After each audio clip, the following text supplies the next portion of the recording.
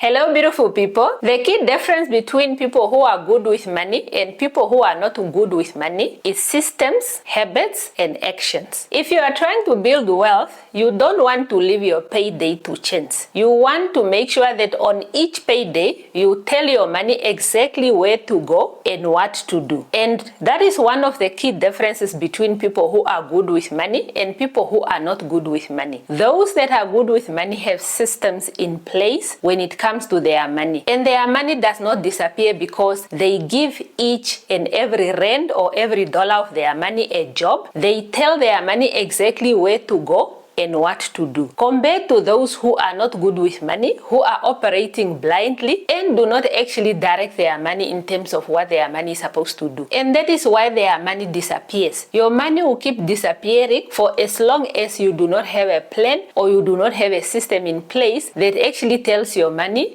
this is where you go and this is what you are supposed to be doing. If you are new here, my name is Les, and on this channel I talk about personal finances as well as wholesome living. Nothing I say on this channel should be seen or received as financial advice, and if you are looking for financial advice, you can speak to somebody who is certified and registered with the relevant bodies in your area in order for them to provide financial advice. So let's get into our 7-step payday routine. Step number 1 is the 24-hour rule. This step might surprise you, but after you receive your salary, do nothing for 24 hours. Absolutely nothing. I know it feels exciting when you get money in your account and you feel rich in the moment or for the day, and you immediately want to start doing things, but don't do anything in 24 hours. You can even set a timer on your phone so that after 24 hours, you get a reminder that now you can start doing things with your money. And the reason for this is that for a lot of people, when they get their salary, their emotions are high. On payday, emotions are high. That's why some people don't even like family members or friends calling them on payday, because for some reason, their emotions are very high. They might be too excited and give money, or they might feel like people are trying to borrow from me, so they don't want to talk to anybody and they are a bit moody and all of that. And because of those high emotions, you want to put a distance between your paycheck coming in and you actually doing anything about it, so that you can avoid those moments where you tell yourself, I just had to treat myself, or I just had to send my friend money, or I took my friends out, or I felt like this or I felt like that. So you want to remove that emotion. You want to cool down first, and when you are not highly emotional, you can then start making decisions when it comes to your money. People who are good with their money, they actually don't rush into making decisions on payday. They are calm and collected on payday, and only after 24 hours, they actually start executing their plan when it comes to their money system. So you do nothing for 24 hours. It might be a little bit difficult if you are doing it for the first time, but once you do it once or twice, then you get used to it and you see how peaceful it is. Even if people are calling you, they're asking for this and that, you just tell them, guys, I don't do anything on payday. I can only do something from tomorrow, but then again, it should be something that is part of your budget. Train your friends and your family members to know you cannot put things on your budget if the budget is already out for the month. On payday, it's already late to add new things to the budget. They can tell you in advance so that you can plan for the next one. Not 2 days before payday or the actual paydays when they are calling you and saying, I need this and this, help me here and here. No. By that time, you already know what you are supposed to do and you are not adding new things to your budget. After 24 hours, you can then move to step 2, which is where you are allocating 50% of your income towards what we call your priority pyramid. And this is your foundation. These are the things that keeps your life running. These are the things that are necessities. These are your essentials.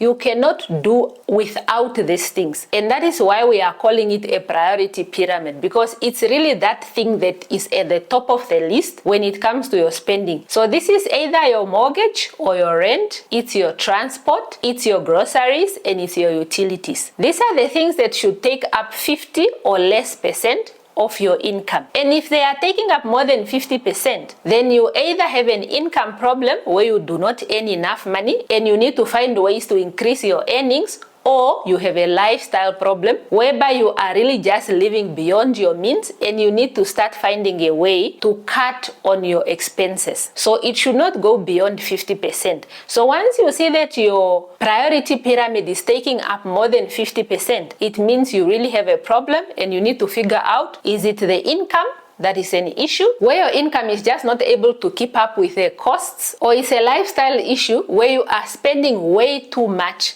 than what you are earning. You really have to assess which of those two problems so that you can tackle it properly. Then the third step is for you to allocate 10% towards your emergency shield. And this is where your emergency fund is. So here you are allocating 10% of your money towards your emergency fund. And you know the importance of the emergency fund. I have spoken about it in so many videos. We want to have an emergency fund so that any financial emergency that comes up any day, any time, we are ready and we have the money to cover that emergency. Your emergency fund is not there to cover weddings. Weddings are not emergencies. Going on holiday is not an emergency. So you really have to figure out what are the key things for me that are emergencies and what are the things that are not emergencies, so that you don't end up using your fund on things that you are not supposed to use it for. And the recommended amount for you to have for emergency fund is 3 to 6 months of your living expenses. But depending on your lifestyle and your life goals,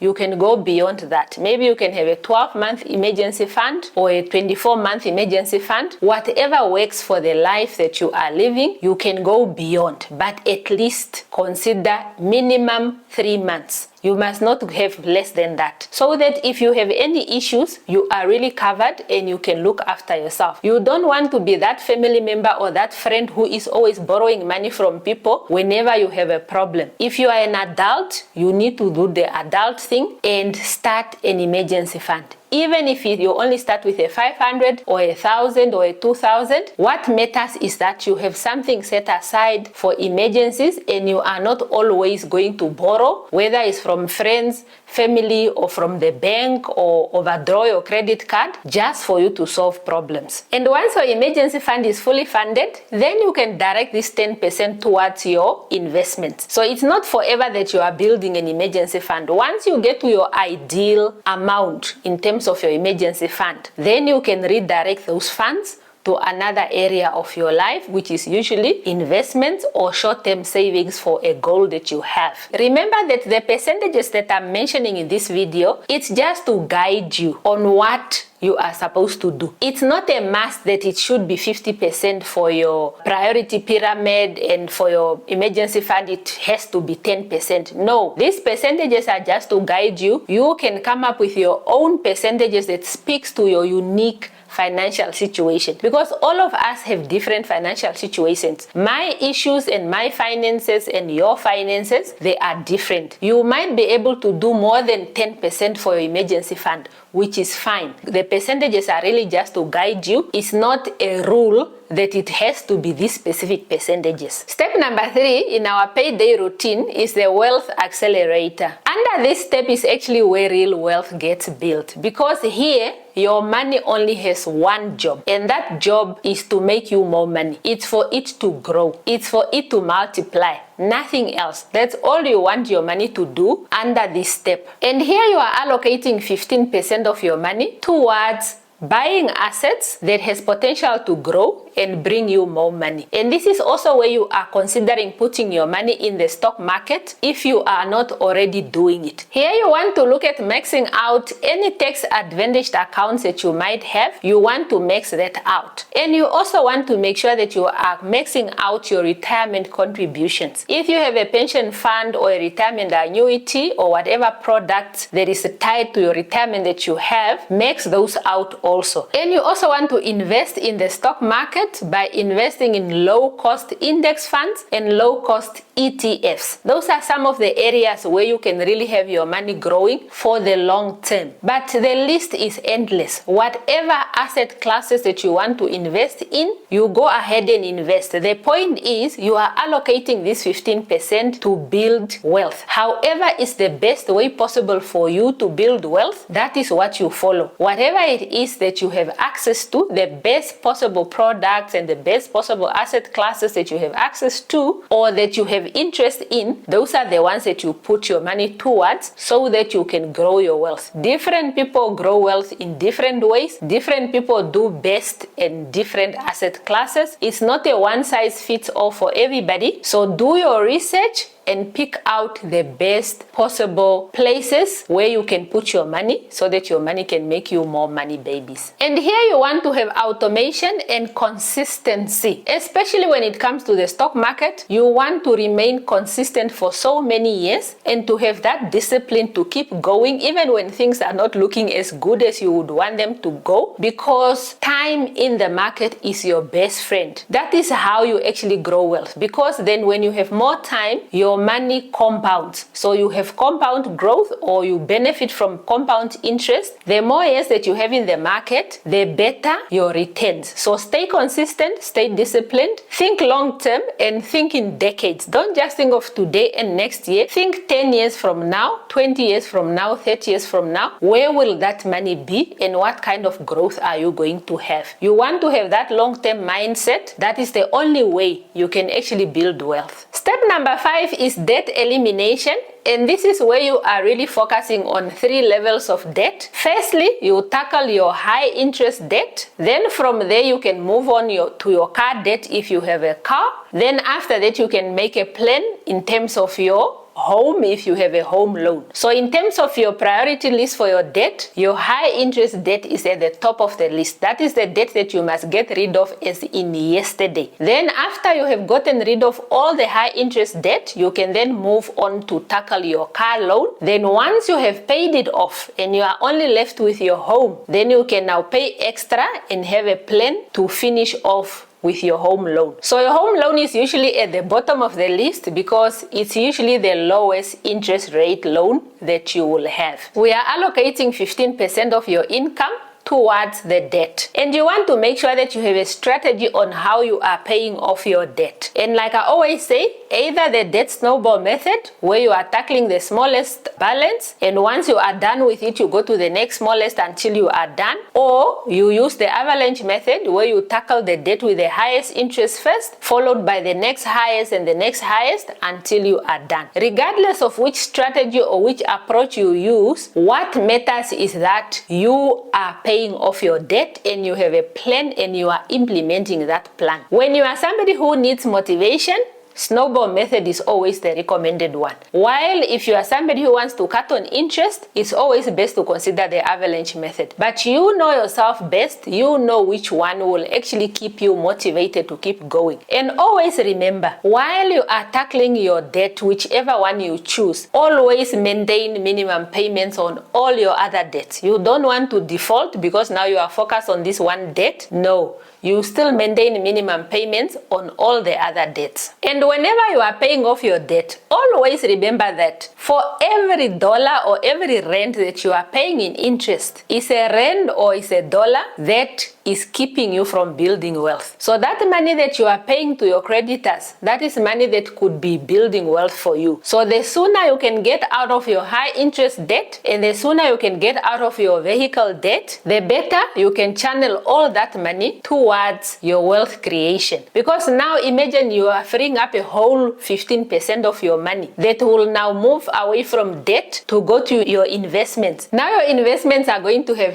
30% of your income going to investments. Do you know how good that is? That is really wonderful. And imagine this scenario. You already have your allocation of 15% to wealth creation. Then you pay off all your high interest debt and you also don't have a vehicle debt. You only have your home loan. That is an additional 15%. Now you are at 30%. And then you build up your emergency fund until it's fully funded. So that 10% of the emergency fund is no longer going there. Then it goes also to your investments. Now you will be investing a whole 40%. Do you know how far you can get with you putting 40% of your income towards your investments? You are going to go very, very far in terms of your wealth journey. So the sooner you can actually build out your emergency fund and the sooner you can get rid of your high interest debt and also your vehicle debt, the sooner you can take all that money towards you creating a better future for yourself and building wealth for yourself. Step number 6 is for you to allocate 10% of your income towards guilt-free spending. And this is where a lot of people go wrong. A lot of people create budgets, and those budgets have nothing allocated to guilt-free spending. That is why your budget is not working. It's because you have not allocated anything for yourself that is just for you to spend guilt-free, without you tracking, without you judging yourself, without you having to explain yourself to anybody. It's really just money that you say, it's for me. Whatever you feel like doing with that 10%, it's just for you. And depending on your income, your 10% could be a 2,000, it could be a 5,000, it could be a 20,000. Whichever your tax bracket is, you deserve to have a portion of your money that you can spend guilt-free. That way, you don't feel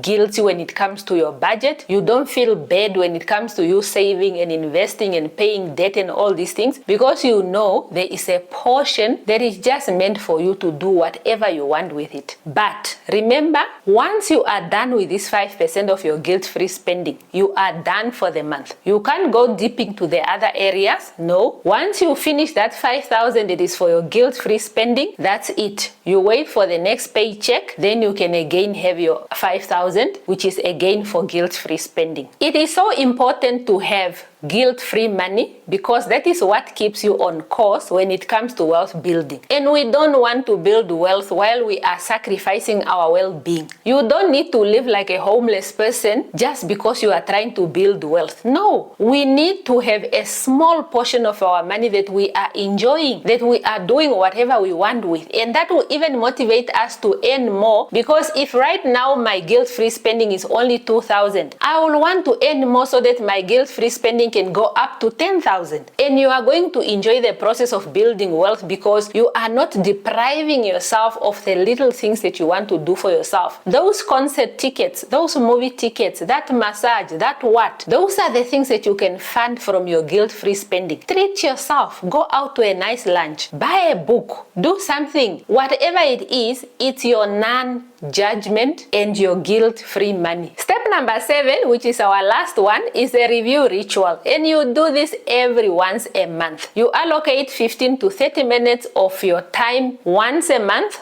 to sit with your finances. Open your banking app. You can even print out your statement for that month and go through. And what I want you to do when it comes to this one is to ask yourself these questions. Have my money gone where I said it needs to go? And has it done what I said it needs to do? Did I stick to my percentage that I have allocated? If not, what came in the way of my finances? And what can I do better for next month? Have that conversation with yourself. If you dipped into savings where you were not supposed to dip, what will you do about it? If you have access to your emergency fund for something that is not an emergency to you, what are you going to do about it? It's okay for us to acknowledge, I have done this thing. It was not the best decision for my finances, but moving forward, how do I correct myself? Because you have to correct yourself. So always ask yourself those questions, be honest with yourself, and always aim to improve at least one thing. Every time, just improving one thing. By the time you are at the end of the year, you are in a much better place because you are very aware